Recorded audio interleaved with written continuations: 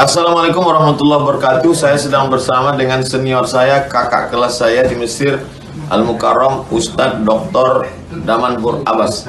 Nikmati kajian-kajian tausiah beliau yang bergizi, berkualitas di channel Ustadz Damanhur Abbas. Jangan lupa tonton, subscribe, like, share, and comment. Assalamualaikum warahmatullahi wabarakatuh.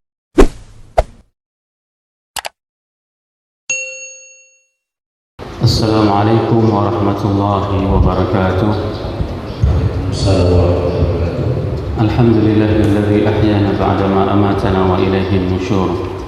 Asyhadu an la ilaha illallah lahu da'watul haqq harisun 'alaiha wa ujaba tabsyiri biha wal takum minkum ummatun yad'una ila al-khair wa ya'muruna bil ma'ruf wa yanhauna 'anil munkar wa ulaika humul muflihun. Wa asyhadu anna Muhammadan 'abduhu wa rasuluhu بلغ الرسالة وأدى الأمانة ونصح الأمة وكشف الغمة حتى آتانا اليقين ليلها كنهارها لا يزيغ عنها إلا هالك. اللهم صل على سيدنا محمد النبي الأمي الحبيب المحبوب العلي القدر العظيم الجهد وعلى أزواجه أمهات المؤمنين وذرياته وآل بيته وأصحابه أجمعين. Rabbi shrah li sadri wa yassir li amri wahlul 'uqdatam min lisani yafqahu qawli, amma ba'd.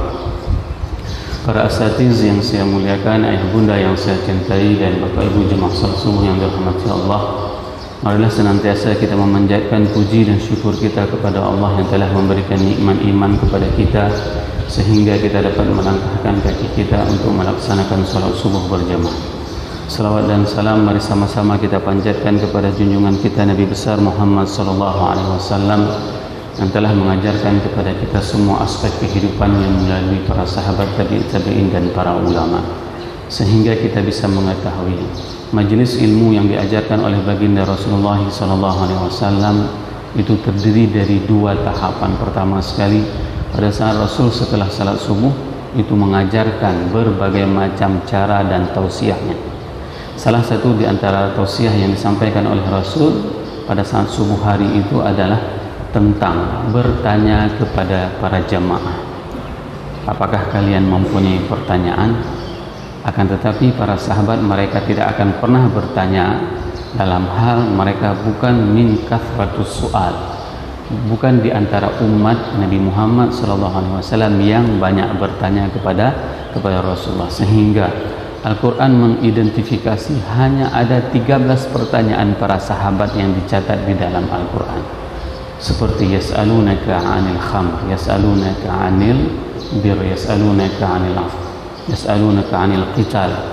Hanya ada 13 pertanyaan para sahabat yang ditanyakan kepada baginda Rasulullah SAW yang dicatat di dalam Al-Quran, walaupun ada pertanyaan-pertanyaan lain yang dicatat di dalam hadis. Ini menunjukkan apa? Majelis ilmu setelah salat subuh itu bukan hanya ceramah seperti subuh ini, menyampaikan materi, bukan. Akan tetapi Rasul pernah memberikan sebuah nuansa di mana Rasulullah bertanya kepada para sahabat tentang pertanyaan. Di lain waktu, di majelis ilmu yang dimulai pada saat duha, itu majelis ilmunya Nabi Muhammad SAW bersandar di rumah ibunda Aisyah. Ini majelis ilmu pada saat duha. Kalau misalnya kita mengibaratkan ini Masjid Nabawi, rumah Nabi Muhammad SAW sebelah kanan saya, di sana Rasul bersandar di rumah ibunda Aisyah. Di situ majelis ilmunya dimulai dari waktu duha sampai dengan waktu qailulah biasanya, sebelum zuhur. Ini adalah majelis ilmu yang terpanjang yang ada di dalam sejarah peradaban umat manusia untuk membentuk generasi sebaik-baik generasi. Maka oleh sebab itu kita perlu mencontoh apa yang sudah diajarkan oleh baginda Rasulullah SAW sebagai pedoman hidup kita. Baik Bapak Ibu jemaah yang dirahmati Allah, pada subuh yang berbahagia ini kita akan membacakan dua buah ayat di dalam surat An-Naml ayat 89 dan 90 yang berbunyi a'udzubillahi minasyaitonirrajim bismillahirrahmanirrahim man jaa'a bil hasanati falahu khairum minha wa hum min fazrin yawma idzin aminun wa man jaa'a bis sayyi'ati fakubbat wujuhuhum fin nar hal tujzauna illa ma kuntum ta'malun. Sadaqallahul azim. Ada dua buah ungkapan di dalam ayat ini di mana Allah menceritakan barang siapa yang datang dengan kebaikan, man jaa bil hasanah falahu khairum minha, maka orang tersebut akan diberikan dengan balasan yang terbaik dari kebaikan yang dilakukannya. Wa hum min faz'in yauma idzin aminun, dan mereka itu akan aman pada saat datang ketakutan yang sangat luar biasa, yaitu yaumil faza'. Yaumil faza' itu adalah khaufun syadid, ketakutan yang sangat luar biasa. Aminun, mereka itu aman-aman saja pada saat akan datang hari ketakutan yang sangat luar biasa.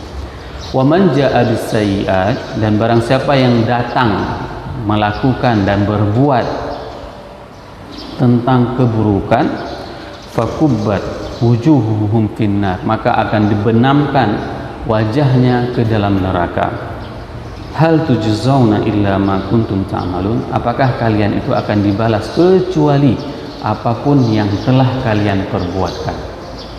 Namun sebelum ayat ini diturunkan oleh Allah, maka kita perlu melihat bagaimana koneksinya dan bagaimana hubungannya dengan ayat-ayat sebelumnya. Pada ayat sebelumnya Allah telah menjelaskan tentang tanda-tanda kiamat pada saat Allah mengeluarkan dabbat minal ard, dikeluarkannya binatang dari dalam bumi dan binatang tersebut berbicara dengan manusia. Ini sudah pernah kita jelaskan tentang tanda-tanda kiamat besar, yaitu dabbatul ard, yaitu binatang yang bisa berbicara dengan manusia. Setelah terjadinya dikeluarkannya binatang tersebut, maka akan terjadi hari kiamat di mana terjadi huru-hara. Dan setelah itu Al-Quran juga menceritakan bagaimana proses dibangkitkan, sehingga pada saat itu manusia sangat khawatir dan sangat takut akan kejadian tersebut. Nah, setelah dijelaskan beberapa fase tentang hal tersebut, maka diakhirilah dengan beberapa ayat ini. Di antaranya dua ayat ini yang ingin menyebutkan bahwasanya man jaa bil hasanati falahu khairum minha, sebagaimana disebutkan di dalam tafsir Mafatihul Ghaib karangan Fakhruddin Ar-Razi juz 24 halaman 190. Beliau menjelaskan bahwasanya al-hasanah yaitu adalah at-tauhid ilallah. Apa yang dimaksud dengan kebaikan? Yaitu beriman kepada Allah. Ini yang dimaksud dengan hasanah. Dan berbagai macam kebaikan lain yang dilakukan oleh manusia, seperti beriktikaf setelah kita salat, ini adalah diantara salah satu bentuk hasanah. Duduknya kita di tempat ini tidak langsung pulang, ya, ini adalah diantara bentuk hasanah. Melakukan salat, beriktikaf, berada di dalam majelis ilmu, bersedekah, melakukan haji, umrah, puasa, ini adalah di antara bentuk hasanah. Falahu khairum minha. Khairum minha, khair ini berasal dari kata akhyar, akan tetapi hamzahnya ini dihilangkan sehingga menjadi khair. Khair ini adalah aktsar, lebih banyak, lebih baik, di mana para mufassirin mengatakan bahwasanya lebih baik itu dikarenakan ada beberapa hal. Yang pertama sekali dikarenakan kelipatannya, mudha'afah, ada balasan yang jauh lebih baik. Dikarenakan di dalam ayat, beberapa ayat dikatakan barang siapa yang berbuat kebaikan, satu kebaikan maka akan dibalas dengan 10. Bahkan Al-Quran memberikan gambaran kebaikan, satu kebaikan itu dilipat gandakan menjadi 700 kebaikan. Allah berfirman di dalam surat Al-Baqarah yang berbunyi, yaitu man jaa bil hasanati falahu asyru amsalihha, ya, bahwasanya barang siapa yang berbuat kebaikan, satu kebaikan, maka itu akan dibalas dengan 10 kebaikan. Dalam surat Al-Baqarah juga dalam ayat yang lain dikatakan bahwasanya mi'atu habbah, dengan 100 kebaikan, wa kullu mi'atin itu akan diberikan dengan fi kulli sab'atin sumbulatin mi'atu habbah, bahwasanya dalam setiap ranting itu akan mempunyai 100 kebaikan, sehingga dalam satu kebaikan yang dilakukan oleh umat manusia, maka itu akan dibalas dengan 700 kebaikan. Ini adalah salah satu yang dimaksud dengan khairum minha, yaitu adalah al-mudha'afah. Apa itu mudha'afah? Yaitu kelipatan yang jauh lebih baik. Satu kebaikan yang kita lakukan, maka itu akan dibalas dengan bisa jadi sampai dengan bisa jadi dari 10 sampai dengan 700 kebaikan.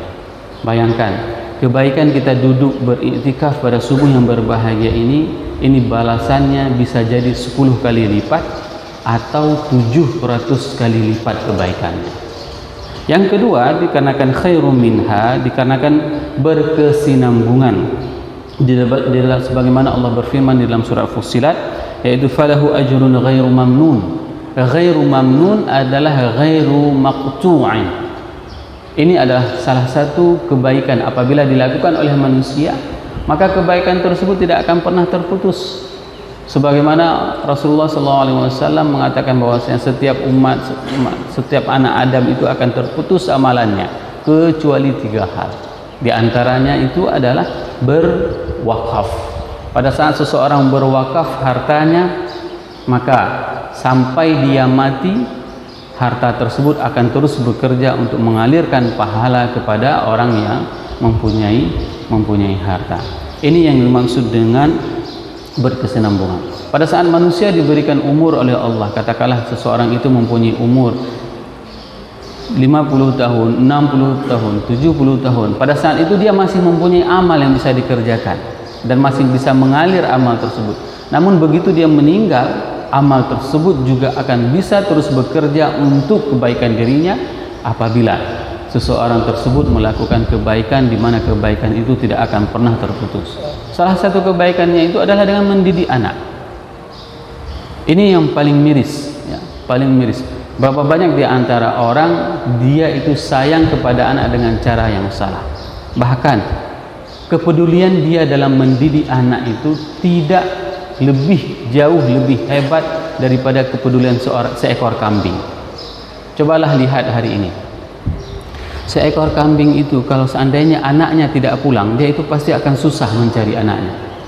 Ya, berputar-putar kambing tersebut, dicarinya anaknya. Ini bentuk kesusahan dari seekor binatang apabila anaknya tidak pulang. Hari ini cobalah lihat berapa banyak di antara orang tua yang anaknya itu melalak sampai dengan tengah malam. Tidak ada sedikit pun kekhawatiran yang dimiliki oleh orang tua. Maka pada saat seseorang orang tua mendidik anaknya dengan baik, bahkan memprioritaskan anaknya melebihi daripada binatang mendidik anaknya, maka ini adalah kebaikan. Berapa banyak hari ini orang pada saat dia memelihara binatang, katakanlah memelihara lembu, susah dia apabila lembunya belum pulang, dicarinya. Ya, dicarinya lembunya belum pulang, udah sore belum pulang lembunya dicarinya, tapi anaknya nggak pulang sampai malam, nggak ada rasa pun sedikit susah. Ini yang paling bahaya. Maka jadikanlah anak, harta, jabatan itu adalah sebagai hasanah. Sehingga apa? Sehingga Allah akan membalas dengan ungkapan falahu khairum minha. Dan yang ketiga, balasannya itu adalah dari Allah, jauh lebih baik dan jauh lebih sempurna apabila yang membalas tersebut itu adalah Allah Subhanahu wa taala. Beda dengan balasannya apabila dibalas oleh, katakanlah misalnya oleh seorang ayah, oleh seorang besi, oleh seorang wali kota, bupati, gubernur, presiden. Beda balasannya. Ini yang membalas dari kebaikan tersebut adalah dari sisi Allah Subhanahu wa taala. Al-faza' huwa khaufun syadid, yaitu ketakutan yang sangat luar biasa. Yauma idzin aminun. Manusia pada saat dibangkitkan mereka itu sangat takut. Dan ini hadirkanlah rasa ini. Bagaimana nanti kalau seandainya pada saat kita dibangkitkan oleh Allah dan kita semua akan merasakan kekhawatiran yang sangat luar biasa, kecuali orang-orang yang melakukan amal soleh, yaitu orang-orang yang tidak syirik kepada Allah, orang-orang yang melakukan segala aktivitasnya itu diperuntukkan sebagai pengabdiannya kepada Allah, didikte oleh Allah, bukan didikte oleh makhluk. Lelah Seseorang apabila melakukan pekerjaan didikte oleh makhluk, maka itu sangat lelah. Namun jadikanlah diri kita itu bekerja itu didikte oleh Allah. Bagaimana didikte oleh Allah? Kalau kita melakukan perbuatan sesuatu itu bukan dikarenakan karena manusia. Contoh yang paling gampang. Ya, contoh yang paling gampang pada saat saya memberikan tausiah seperti ini, kalau seandainya saya memasang niat untuk mencari rezeki di sini, maka ini adalah didikte oleh makhluk. Maka ini adalah didikte oleh makhluk. Maka jadikanlah ini sebagai ajang agar apa? Agar ada di antara jamaah yang bertambah keimanannya kepada Allah setelah mendengarkan tausiah ini. Sehingga apa? Sehingga mereka bisa mengajak saudara-saudaranya untuk melakukan kebaikan. Diajaknya anaknya, saudaranya, suaminya, istrinya untuk melakukan salat berjamaah, menghadiri majelis ilmu, sehingga bertambah keimanan kita kepada Allah. Kalau itu kita pasangkan, maka kita telah didikte oleh Allah. Bagaimana didikte oleh makhluk dalam bentuk yang lain? Pada saat seseorang makhluk melakukan kejahatan kepada kita, maka kita akan membalasnya dengan kejahatan pula. Ini kita didikte oleh makhluk. Kenapa? Karena kita akan membalas orang yang berbuat jahat kepada kita dengan kejahatan yang setimpal. Ini yang paling berat kalau seandainya kita tidak menjadikan salah satu perbuatan kita, setiap aktivitas kita itu dikarenakan Allah. Suatu hari ada salah seorang ulama salaf itu diundang oleh anak muda untuk memberikan pengajian di rumahnya. Pada saat anak muda tersebut, dia tidak bermaksud untuk mengundang dengan benar-benar. Dia hanya ingin membuli ulama tersebut. Bayangkan, salah seorang ulama diundang untuk datang ke rumah. Setelah datang ke rumah, dibilang sama anak muda, nggak jadi Ustaz, nggak jadi diundang Ustaz. Ustaz boleh pulang. Pulang sambil tersenyum Ustaz tersebut. Besok datang lagi, Ustaz datang ke rumah ya untuk kasih tausiah ya. Boleh. Senyum lagi dia. Datang lagi, begitu sampai rumah dibilang nggak jadi Ustaz. Ustaz boleh pulang. 2 kali. 3 kali diundang juga seperti Ustaz, itu langsung pulang lagi. Apa yang dilakukan oleh anak muda terus? Heran dia. Kenapa Ustaz nggak marah? Kenapa Syekh tidak marah? 3 kali saya undang, saya bully, Syekh tidak marah. Kenapa saya harus marah? Bukankah memenuhi undangan ini adalah perintah dari Allah dan Rasul? Ini yang dijawab oleh seorang Syekh tersebut. Saya didikte oleh Allah dan Rasul, bukan oleh kamu. Kalau saya didikte oleh kamu, maka saya akan maki kamu pada saat kamu undang pertama. Begitu kamu nggak jadi namanya mengusir saya, maka saya akan maki. Ini saya didikte oleh kamu. Maka saya tidak mau saya didikte oleh makhluk. Hari ini berapa banyak di antara kita pada saat kita katakanlah ada perselisihan antara dengan teman, tapi kita tidak mau meminta maaf, berkomunikasi lebih dahulu. Dikarenakan apa? Karena kita didikte. Saya lebih tua dari dia, ngapain saya ngomong sama dia? Untuk apa saya harus menegurnya lebih dahulu? Bukankah saya lebih senior? Seperti itu. Ini didikte oleh makhluk. Padahal Allah sudah mengatakan, Rasul sudah mengatakan, orang yang memaafkan itu jauh lebih besar derajatnya dan makamnya. Inilah proses yang harus kita ubah. Agar apa?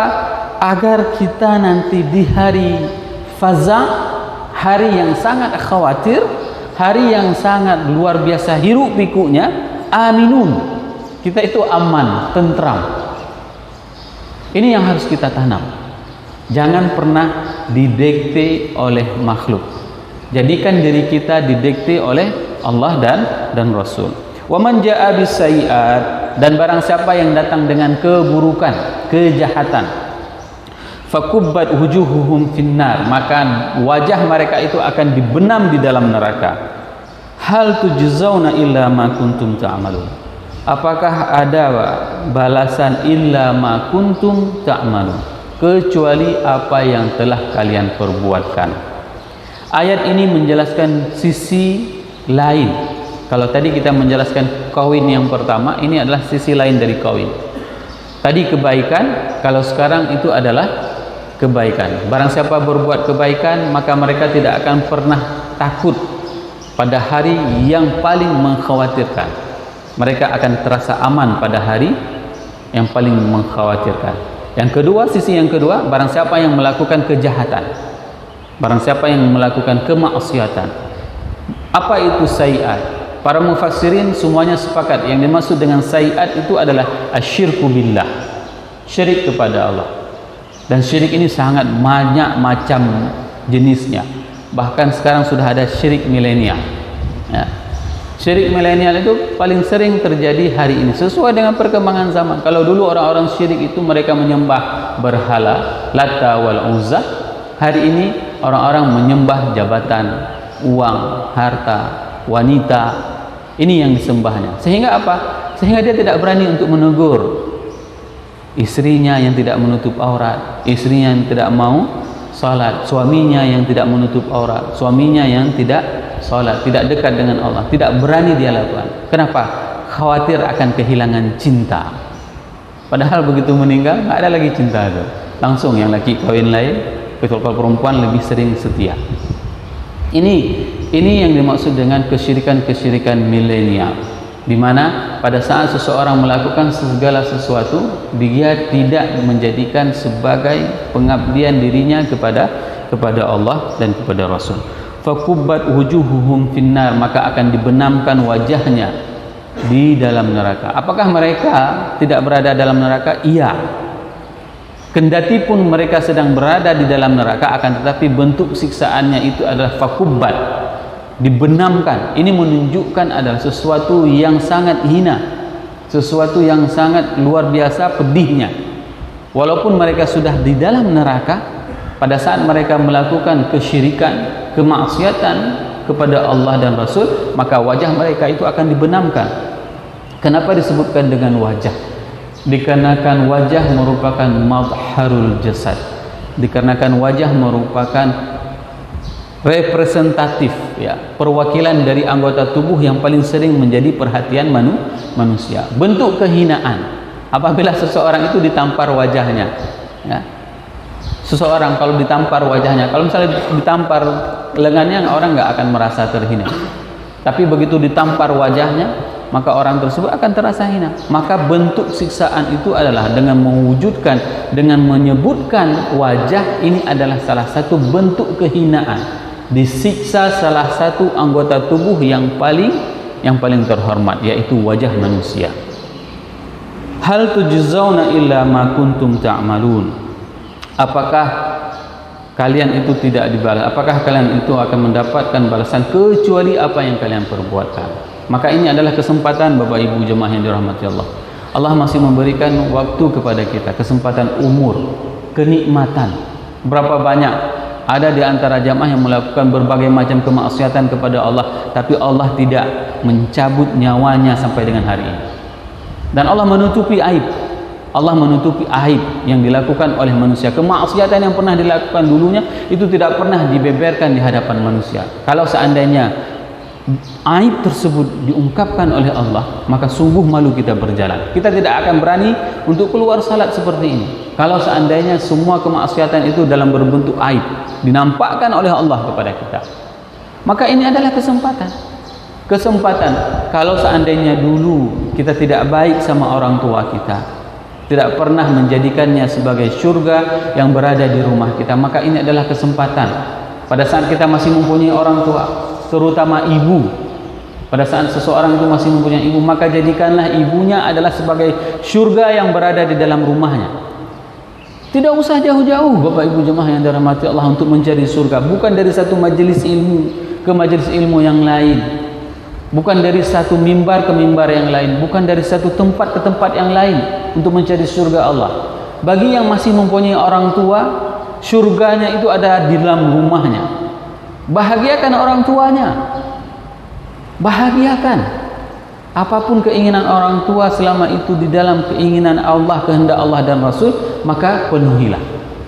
Seperti hari ini, berapa banyak di antara ibu-ibu yang sudah tua pergi ke masjid sendiri, padahal seandainya anak laki-lakinya mau memegangnya, mengantarnya ke masjid, ini adalah sebuah kebanggaan bagi seorang tua. Apabila dipegang dia, dipapah dia oleh anaknya, diantar dia ke masjid pada saat setiap salat, betapa bahagianya seorang ibu tersebut mempunyai anak seperti itu. Begitu juga dengan para bapak. para bapak yang hari ini mempunyai orang tua, ajak ayahnya ke masjid, papa ayahnya ke masjid. Itu kalau seandainya kita tinggal sekota dengan orang tua. Namun apabila kita berada jauh dari orang tua kita, maka telepon itu adalah salah satu media yang bisa membuat bahagia orang tua. Teleponlah orang tuanya, tanyakan kabarnya, apa kesehatannya. Kenapa? Karena pada saat dia meninggal, nomor tersebut tidak berlaku lagi bagi kita. Pada saat dia sudah tidak ada lagi, maka nomor tersebut tidak akan pernah berfungsi. Mau ditelepon 100 kali pun, maka dia tidak akan bisa menjawabnya. Pada saat dia masih mempunyai umur, maka lakukanlah komunikasi yang baik. Ini yang harus kita lakukan. Dan jangan pernah kita melakukan kemaksiatan kepada Allah. Kemaksiatan tersebut sungguh sangat-sangat banyak. Ada kemaksiatan jawarih, dan saya berulang kali mengatakan kepada jamaah, kemaksiatan jawarih itu adalah selalu Al-Quran mengungkapkannya apabila sesuatu kemaksiatan itu dilarang untuk mendekatinya. Fala taqrabu. Fala taqrabu itu jangan kalian mendekati. Itu fungsi dari bagaimana kita tidak melakukan kemaksiatan. Jangan dekati kemaksiatan. Fahisyah, para ulama itu mengungkapkan bahwasanya dengan kemaksiatan zina. Kemaksiatan zina itu jangan didekati, bukan jangan dicoba-coba tes, ya. Tidak akan pernah berlaku hukum tes. Mau coba-coba saya akan udah kuat imannya, sudah mengikuti pengajian dengan Ustaz Damanhur misalnya. Jangan, tidak berlaku. Kenapa? Setiap kemaksiatan itu konsepnya adalah jangan pernah mendekati. Fala taqrabu. Adapun aturan ketaatan itu jangan dilanggar. Setiap perintah itu jangan dilanggar. Kalau misalnya perintah untuk melaksanakan salat berjamaah, jangan dilanggar. Hadiri. Setiap mendengarkan waktu salat, maka hadirlah. Kenapa? Karena ini adalah bentuk upaya untuk mewujudkan rasa syukur kita terhadap nikmat yang telah Allah berikan kepada kita selama ini. Maka lihatlah berapa banyak orang yang dia mempunyai kekuasaan yang sangat luar biasa, mempunyai harta yang melimpah ruah. Pada saat dia keluar dari apa yang diperintahkan oleh Allah dan Rasul, maka kehancuran yang mereka dapati. Kita sudah sering menjelaskan bagaimana hebatnya kekuasaan Fir'aun, bagaimana kekayaan Namrud, ya, bagaimana hebatnya orang-orang terdahulu. Hum asyaddu batshan fil ardi. Mereka itu adalah orang-orang yang mempunyai kekuatan yang spektakuler di atas muka bumi. Akan tetapi apa yang terjadi pada saat mereka syirik kepada Allah, tidak beriman kepada Allah dan Rasul, maka mereka ditenggelamkan di dalam laut, mereka digulung di dalam bumi. Contoh sudah ada. Hanya saja ini menjadi pelajaran kepada kita. Setelah kita mendengarkan ayat ini, apa yang harus kita lakukan untuk diri kita dan untuk jamaah, untuk saudara-saudara kita. Jadi sehingga apa? Kesalehan yang kita dapati hari ini bukan hanya untuk diri kita, Bapak Ibu jamaah yang dirahmati Allah. Kesalehan tersebut harus bisa menularkan kepada orang-orang yang kita cintai. Sehingga apa? Sehingga semakin hari semakin bertambah kecintaan kita kepada Allah dan kepada Rasul. Semakin baik hubungan kita kepada Allah dan kepada Rasul. Maka saya selalu mengatakan, ajak saudaranya, ajak orang-orang yang kita cintai agar apa? Agar mereka lebih dekat kepada Allah dan kepada Rasul. Ini merupakan dua sisi, di mana sisi kebaikan itu tidak akan pernah takut pada saat hari dibangkitkan, dan orang yang melakukan kemaksiatan, maka mereka itu akan dibenamkan wajahnya ke dalam neraka. Semoga apa yang saya sampaikan ini bermanfaat kepada diri saya dan kepada jamaah semuanya, sehingga bisa meningkatkan keimanan kita kepada Allah dan kepada Rasul. Subhanakallahumma wa bihamdika asyhadu an la ilaha illa anta astaghfiruka wa atubu ilaik. Wassalamualaikum warahmatullahi wabarakatuh.